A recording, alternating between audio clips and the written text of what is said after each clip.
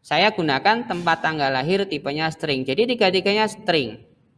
Pak, bisa nggak kata-kata string itu satu saja, kemudian variabel nama definisinya itu dijadikan ke kanan gitu.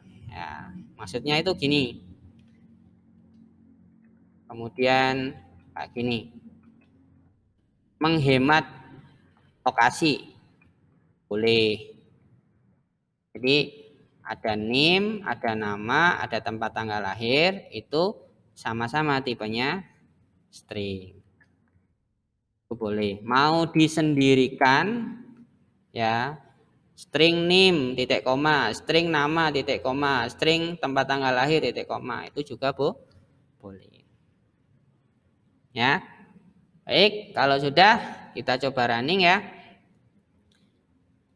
Tampilannya masih sama, tetapi sekarang saya sudah memesan wadah di dalam memori komputer saya. Ada 3 wadah, yaitu masing-masing NIM, nama, dan TTL, tempat tanggal lahir.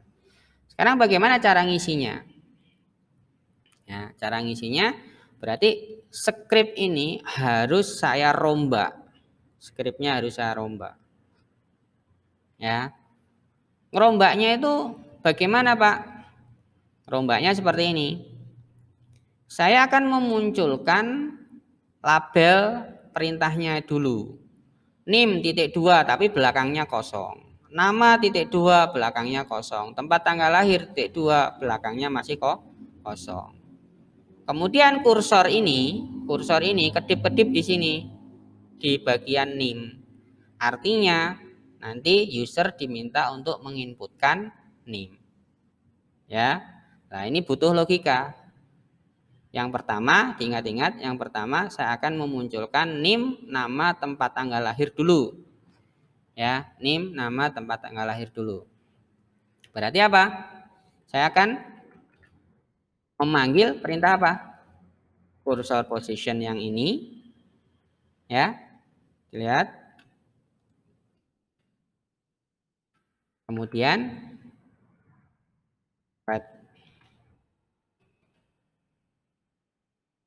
ya. Setelah itu dilanjutkan dengan apa? Dilanjutkan dengan foreground-nya warnanya merah, background-nya warnanya hitam ya. Jadi ini didefinisikan juga dulu. Ya, foreground-nya warnanya merah, kemudian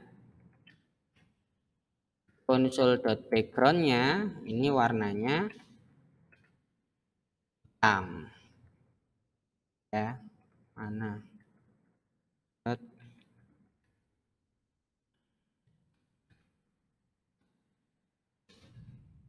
Ya, seperti ini. Oke. Jadi kita setting tulisannya nanti warnanya merah, backgroundnya warnanya hitam. Yang pertama muncul di layar adalah NIM, posisinya ada di sini. Dilanjutkan ini ya, kemudian nama.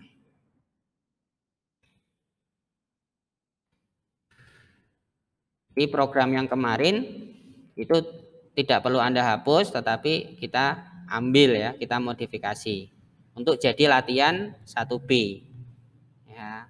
Karena latihan 1A nanti juga tetap harus ada ya. Setelah selesai 1B ini 1A tetap harus ada. Jangan dihapus ya 1A-nya. Nah, kalau sudah ini saya matikan dulu sementara. Matikan dulu ya. Sampai sini ya matikan. Jadi seperti ini maksud saya. Yang saya jadikan komentar ini yang 1A kemarin ya. Saya kasih keterangan di sini. Latihan 1A.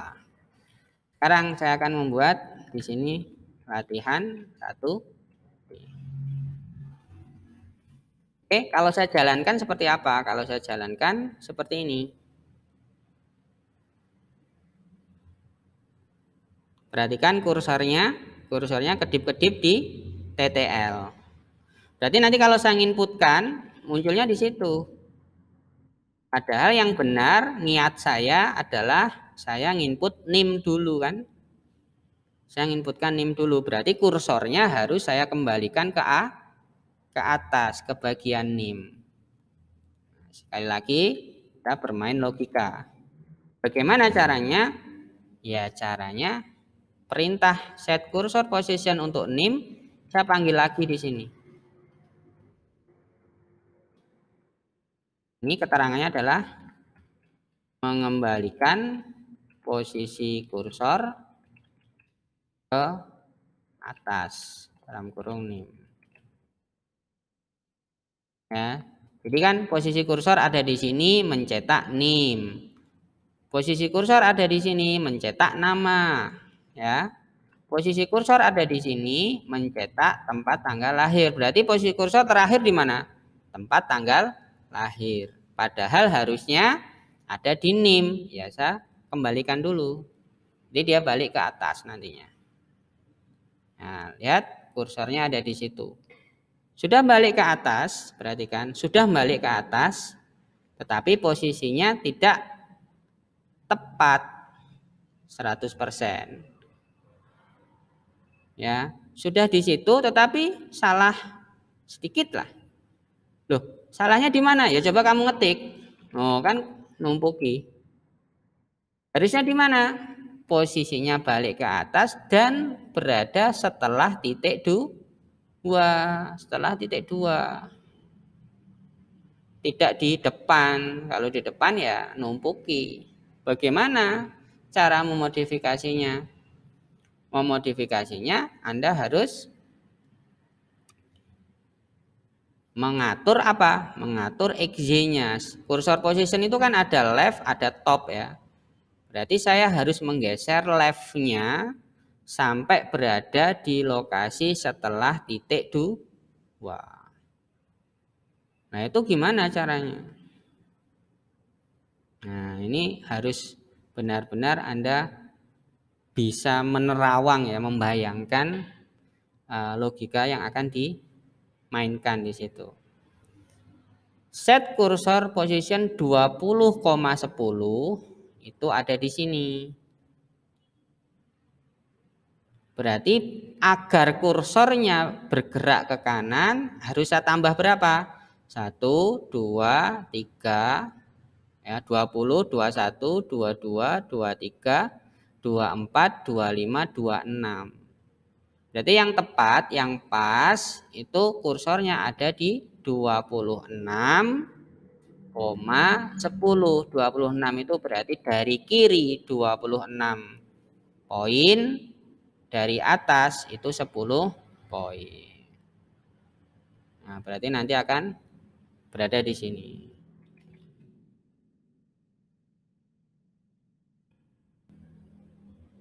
Jadi kita seolah-olah mendapatkan tampilan. Ingat ya, ini dasar pemrograman modern. Jadi kalau kalian nantinya membuat aplikasi yang ada tombol login misalkan, samping kirinya ada tulisan login. Kenapa? Itu sebagai keterangan. Kemudian kursornya kedip-kedip di sebelah kanannya. Anda hanya bisa mengisi mulai dari situ. Nah, sekarang Anda belajar secara dasar. Bagaimana membuat tulisan misalkan NIM, kemudian kursornya itu kedip-kedip di sebelah kanannya. Nah, Anda belajar dasarannya ini. Kalau Anda bisa nangkap ini, kedepannya Anda lebih mudah. Pak, agak jauh Pak, agak jauh ini. Agak jauh ke kanan, jangan terlalu nempel ya. Berarti ini dirombak aja berapa, 27 atau 28. Ya, jadi kalian mendapatkan posisi yang lebih jauh. Bisa nggak saya bermain dengan variabel ini? Tidak saya ketik 26, tidak saya ketik berapa gitu. Tapi saya bermain dengan variabel, sangat bisa. Berarti kalau kalian pengen bermain dengan variabel, kalian buat variabelnya dulu.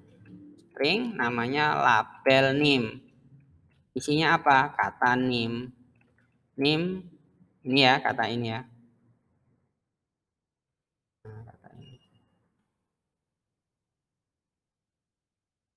Jadi yang dicetak apa? yang dicetak di sini bukan name lagi tapi label name. Kan label name kata-katanya adalah name.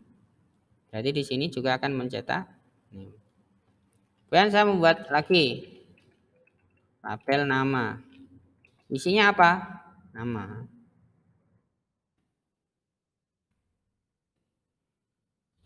Dan string label TTL. Isinya apa ini? Nah, yang dicetak itu variabel. Label nama. Label TTL. Hasilnya bagaimana? Sama saja. Hasilnya sama saja. Terus keuntungan lebihnya apa? Keuntungan lebihnya saya bisa menggunakan variabel label name, label nama, label TTL ini untuk mengatur posisi kursor. Karena ini variabel teks, ingat tadi variabel teks itu isinya bisa kita cacah. Beda dengan angka ya, bisa kita cacah. Dicacah itu berarti dipotong-potong. N, I, M, spasi, titik 2 itu bisa dibaca gitu. Bisa kita potong-potong, bisa kita cacah. Dengan mencacah isinya variabel teks itu berarti kita bisa mengetahui banyaknya karakternya. Misalkan kata name ini ada berapa banyak karakternya? 1, 2, 3, spasinya 4, 5, 6. Oh, ada 6 variabel. Yang ini ada, ada 6 karakter. Yang ini ada berapa? 1, 2, 3, 4, 5, 6. 6 juga. Yang ini 1, 2, 3, 4, 5, 6. Atau nanti kalau ketemu dengan kata-kata yang lebih panjang, itu bisa lebih panjang, lebih banyak karakternya. Nah, itu bisa kita deteksi di sini. Aslinya berarti 20, saya tambah dengan label name.length namanya. Apa itu label name.length? Label name.length itu berarti saya pengen tahu berapa banyak karakter di dalam wadah namanya label name. Length itu kan artinya panjang. Panjang itu didapat dari mana? Dapat dari menghitung banyaknya karakter yang ada di dalam wadah tersebut. Itu keuntungan dari variabel teks. Bisa kita cacah. Isinya bisa kita cacah. Dengan mencacah isinya berarti kita bisa tahu panjangnya. Dengan tahu panjangnya maka saya bisa gunakan untuk proses meletakkan kursor, contohnya itu. Ya. Hasil akhirnya gimana? Kita lihat. Sama.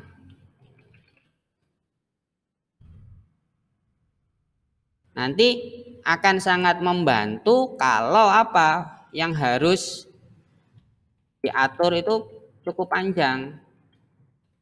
Nomor induk mahasiswa. Nah, ini kalau kamu hitung manual ya ada berapa karakter? 1, 2, 3, 4, 5, 6, 7, 8, 9, 10, 11, 12, 13, 14, 15, 16, 17, 18, 19, 20, 21, 22, 23, 24, 25, 26, 27, 28, 29.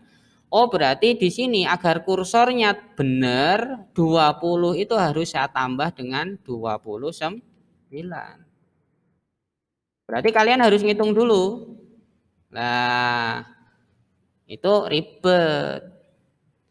Maka yang benar adalah kita manfaatkan hasil dari mendefinisikan variabel. Coba ya kita jalankan dulu cara ini ya. Cara ini kita jalankan dulu.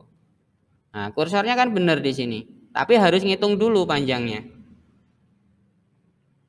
secara manual. Nah, biar nggak manual bagaimana? Biar nggak manual, Anda cukup panggil tabel nim.length. Ini untuk mengisi bagian apa? Mengisi bagian left dari set cursor position. Ya, di sini kita butuh sambil apa? Mendefinisikan warna. Ya kan? Berarti perintah ini saya panggil. Taruh di sini. Nah, ingat, warna harus didefinisikan sebelum menampilkan apapun di layar. Jadi muncul di sini, ngetik warnanya apa ini?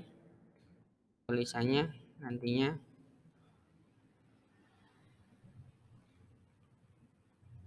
Oh, ini dimatikan dulu ya. Matikan dulu. Nah, biar tidak netral warnanya. Nah, nanti seperti ini. Jadi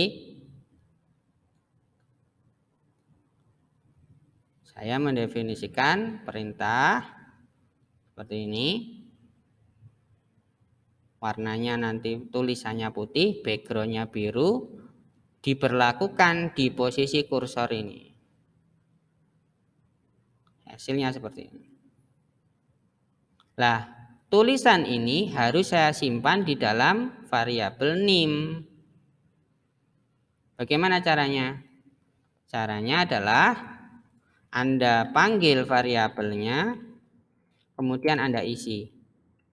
Isinya menggunakan console.readline.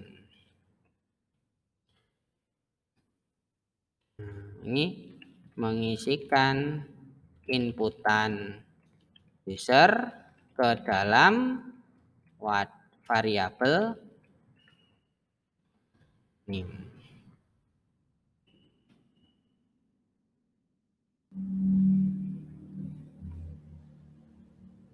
Ya. Jadi nanti kalau user mengetikkan sesuatu kemudian di enter, maka apapun yang diinputkan user itu akan disimpan di wadah nim. Ingat, wadah nim tipenya apa? Tipenya string.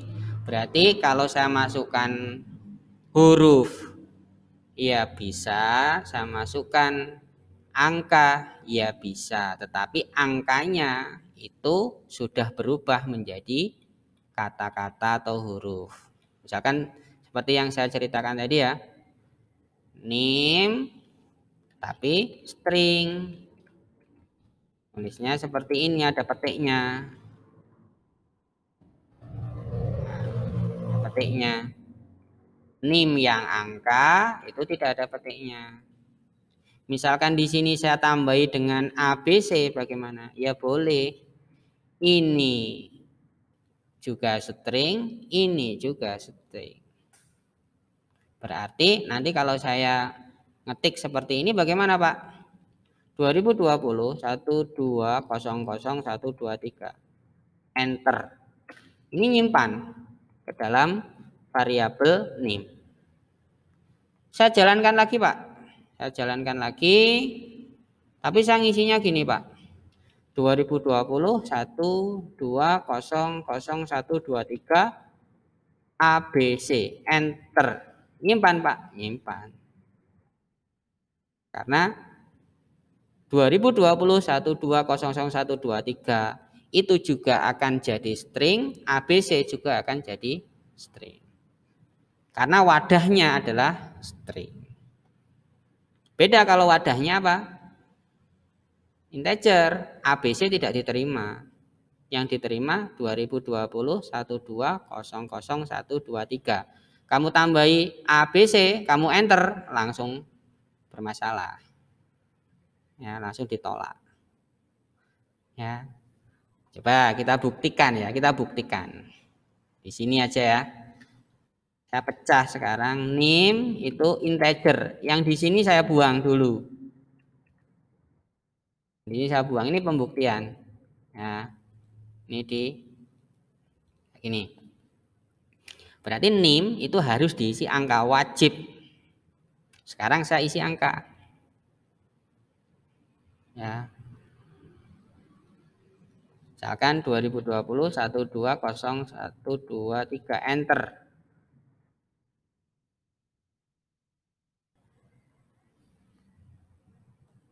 Trouble enggak? Ini enter ya, sebentar saya ulangi. Nah, perhatikan ini. Sebelum saya jalankan, dia sudah ada warning ya. There were build error. Would you like to continue and run the last successful build? Ya, errornya ada di mana? Ini kalau di yes dia tetap jalan, tapi sudah muncul error ya, sudah muncul error, sudah ada error. Tadi kan di sini errornya. Ya, belum saya jalankan saja, ini sudah error. Ya, jadi kalau Anda double klik akan dibawa ke errornya. Double klik, nah akan dibawa ke errornya. Ini errornya. Ya, error ini muncul kata-katanya cannot implicitly convert type string to int. Berarti NIM yang sekarang tipenya integer itu tidak bisa diisi dengan cara read line. Karena dia tidak bisa dimasuki angka langsung. Read line itu tidak bisa menerima angka langsung. Dia adalah tipe string. Read line itu tipe string. Perintah read line itu tipe string. Karena pada saat orang menggunakan perintah read line, itu kan berarti dia dibebaskan ya. Memasukkan angka bisa, memasukkan huruf bisa, enter bisa gitu. Tidak dibatasi hanya angka saja. Berarti perintah read line ini lebih condong ke string. Tapi wadahnya integer, ya dia tidak mau. Biar mau bagaimana? Biar mau ini harus dikonversi namanya. In parse. Ya, seperti ini. Di parse namanya. Di parsing. Baru nanti akan mau. Ya, lihat ya. Dia tidak muncul error lagi ya di sini. Jadi dia tidak memunculkan error lagi. Sekarang cara menginputnya 2020 1200123. Ini murni angka, enter. No problem ya. No problem. Sekarang kalau saya jalankan, ya saya jalankan, kemudian saya isi dengan ya ABC misalkan ini. Isi dengan ABC enter. Nah, akan muncul masalah. Karena ABC tidak bisa dijadikan angka. Enter itu juga tidak bisa dijadikan angka, kan ribet ya. Nah, maka yang betul, ya yang betul ini tetap string. Ini tetap string. Ini tidak perlu konversi. Ini tidak perlu konversi. Jadi misalkan saya inputkan 2020 1200123 enter, tidak masalah. Ya, tidak masalah. Saya masukkan ada campurannya juga tidak masalah. Ya, 2020 1200123. Tidak masalah. Seperti itu. Nah, tinggal perintah ini kita copy paste. Tinggal di copy paste saja untuk mendefinisikan berikutnya. Ya, ini blue jadi apa kemarin? Ya, kian. Ini berarti diganti kian. Ya, ini nama. Ini diganti nama. Ya, Anda ganti nama. Terus ini posisinya turun 1 poin, tambah 1 poin. Terus lagi, yang paling bawah warnanya apa kemarin? Gray ya, gray.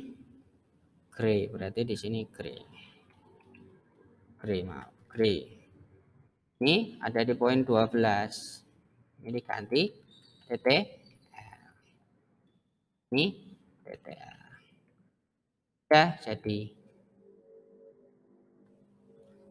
2020 12000123 enter. Nah, enter Malang 13 Januari 2020. 2020 1982 enter misalkan. Kan berarti inputannya sekarang bebas. Maksudnya bebas bagaimana? Saya jalankan lagi. Anda bisa ganti kok inputannya. 2020 120 ini misalkan. Enter, namanya adalah Dwi Wahyuni. Kan ganti ya berarti inputannya. Tempat tanggal lahirnya enter Jakarta ya 25 Desember misalkan 1989 misalkan gini. Nah, ini kan berarti inputannya ganti. Lah benar nggak tersimpan? Ya, ini sebelum saya akhiri ya. Data yang tadi sudah saya masukkan itu benar nggak tersimpan? Ya kita panggil aja ya. Kita panggil saja kursornya. Console.set cursor position di posisi berapa? Misalkan 20,16 misalnya ya di sini ya. Kemudian saya console.writeLine dari NIM. Nah, saya copy. Kemudian nama, kemudian DL.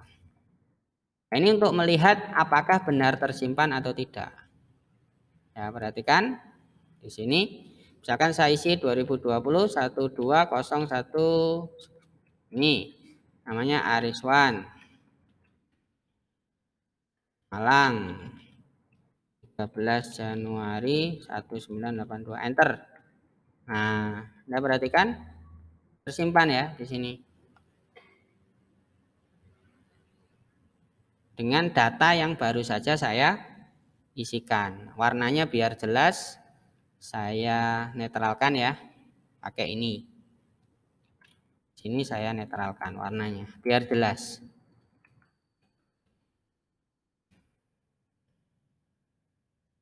Ini apa hasil memorinya.